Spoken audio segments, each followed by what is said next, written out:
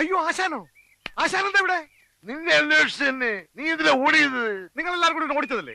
കാശ് കൊടുക്കാനുള്ളത് കാരം പിടിച്ച് വരികയാണെന്നല്ലേ ഞാൻ വിചാരിച്ചത്. എടാ എൽദോ, നിന്നെ സിനിമയിലെടുത്തടാ.